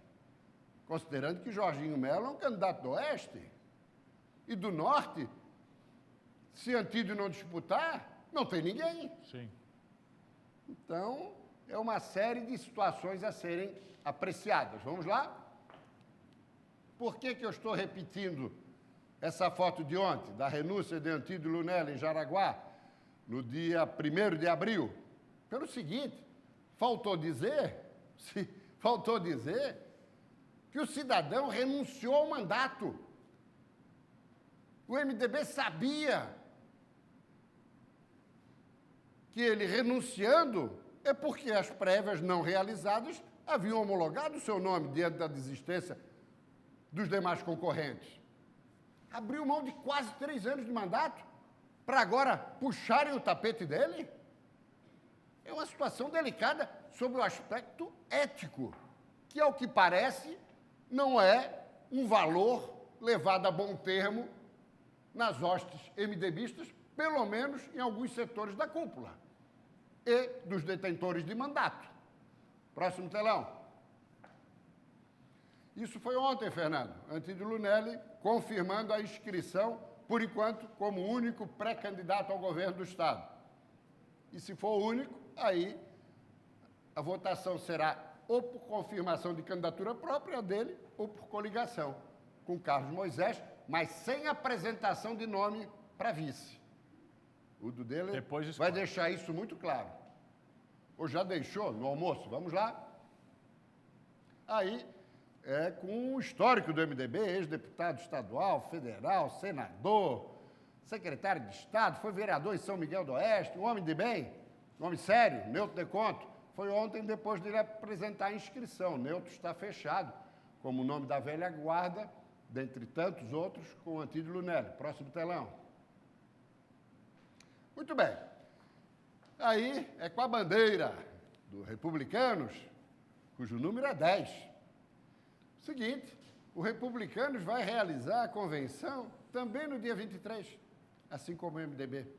Também na Assembleia Legislativa, assim como o MDB. Ou seja, já estão preparando o ambiente. Resta saber se será um ambiente de festa ou de velório. O MDB faz a sua convenção final da manhã ao longo da tarde. A do Republicanos começa às 19 horas. Portanto, não sei se sábado ou outro, teremos várias convenções. O PP também confirmou nessa data e outros partidos mais. Os partidos coligados a Moisés, só não o Avante não realizará no dia 23, porque é o dia da Convenção Nacional em Brasília. Vamos lá?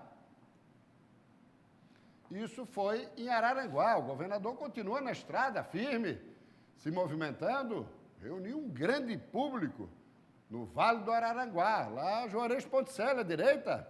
Está vendo, Fernando? Sim, bem grande ali. O número 10, inclusive, colado na camiseta. É onde Moisés vai, Juarez vai atrás. E temos ali também Moisés, tem um cidadão que acho que é o prefeito, depois o Luiz Fernando Cardoso, o vampiro, que nesse evento fez uma manifestação. Vamos lá? Pode rodar. Se eu chamar cada um desses prefeitos, e não é, e as pessoas falam, é o governador do Pix, claro que é do Pix. Antes era do papel, assinava e não pagava. Agora é do Pix, entrega. Agora é o Pix, entrega.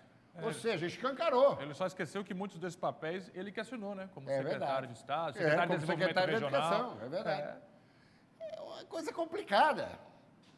Para quem veio fazer da nova política, fazer uma nova prática política, a gente observa que não está muito diferente de outros tempos. De Fundão, de liberação de recursos, show do milhão, do Esperidião a mim, em 2002, então... Mesma prática de sempre. Estou me recordando nesse exato momento do meu velho e querido amigo, já saudoso, Osmar Cunha, que foi prefeito da cidade. E ele me comentou uma vez, e isso ficou célebre na política, farinha do mesmo saco, vinho da mesma pipa. Essa que é a grande realidade. E continua. Tem um Muito vídeo bem. agora. Tem um Vamos vídeo. agora? Volta no caso do guarda municipal morto em Foz do Iguaçu.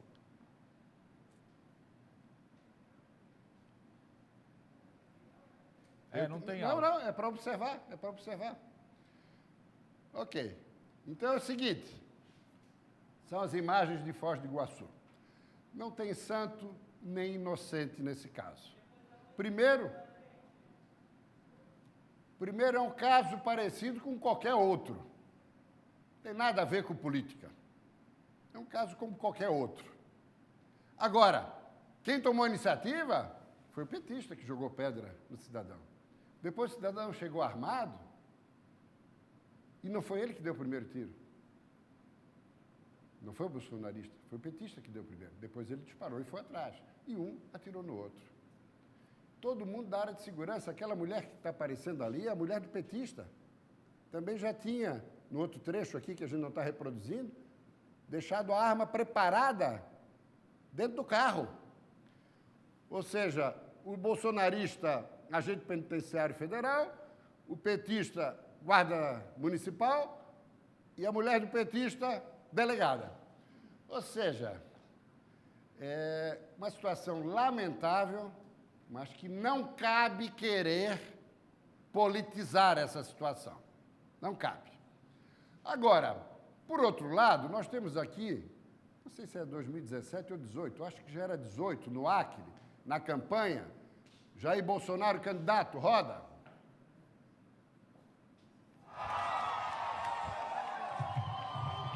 Vamos fuzilar a petralhada aqui do Acre, hein? Vamos botar esses picareta pra correr do Acre. Daí não dá, né, Jair Messias Bolsonaro? Daí ele declarou ontem, falei em sentido figurativo. Como figurativo? Mas eu não era presidente da República, era candidato e como tal deveria se comportar à altura do cargo que estava disputando. Essa que é a realidade. Isso suscita, estimula, incita? Claro que sim. Mas ele deu uma declaração, reprovo esse comportamento. Agora, 2 dias atrás, 1 dia atrás. Mas esse tipo de imagem, Fernando, não é nada civilizado. E não ajuda a termos uma campanha civilizada, ordeira e de comportamento, no mínimo, que possa homenagear os nossos antepassados e também a juventude, que está observando tudo isso perplexa, petrificada. Vamos lá? Nós vamos voltar a falar nisso, sim. Celso Daniel, foi prefeito de Santo André, morto no exercício do cargo. Toninho do PT Campinas, morto no exercício do cargo, ambos executados. No caso de Celso Daniel, 1 dúzia de testemunhas que presenciaram, estiveram próximo do seu sequestro de um restaurante levado e depois executado, 1 dúzia de pessoas foram mortas. Fernando, todos os irmãos de Celso Daniel estão no exterior. Nenhum está aqui. Isso nunca foi apurado. Nunca se soube de nada. E vários irmãos responsabilizaram o PT. Gilberto Carvalho, que foi secretário municipal de Celso Daniel em Santo André, chefe de gabinete nos 8 anos de Lula, presidente. Zé Dirceu, que foi ministro da Casa Civil, o tal do codinome Daniel. Irmãos, não sou eu que estou dizendo, não, irmãos do Celso Daniel. E até hoje não se sabe de nada. O que efetivamente aconteceu. E isso precisa ser esclarecido e isso vai vir para a campanha. Então não adianta o PT querer dar uma de valente, não. Não adianta dar de valente, porque isso não vai dar certo.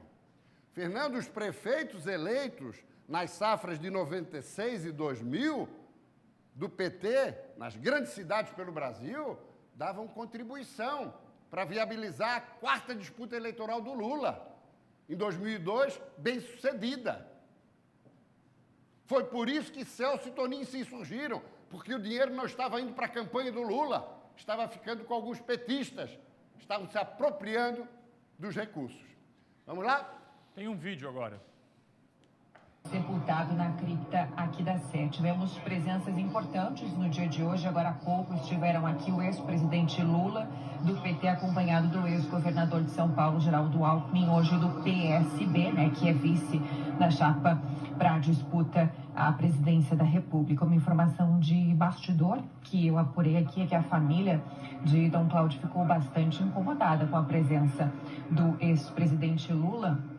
Dom Cláudio ele esteve à frente da Diocese de Santo André e foi um dos grandes apoiadores do movimento operário, mas os dois teriam rompido relações depois do episódio do Mensalão, tanto que a família se retirou quando Lula chegou com Alckmin. Eles vieram rapidamente, fizeram uma oração, se despediram e foram embora, não ficaram para assistir nenhuma missa, tampouco conversaram com a imprensa. Dom Cláudio é bastante querido pela comunidade religiosa.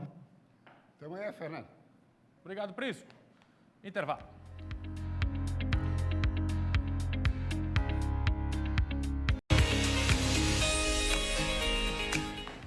Por hoje era isso. Muito obrigado pela sua companhia. Amanhã eu estou de volta, se Deus quiser, às 11h30 da manhã. Lembre-se, você só é feliz porque quer. Cuide-se. 11h30 eu estou de volta nesta quarta-feira. Vem aí o A Tarde é Nossa. Tchau, gente.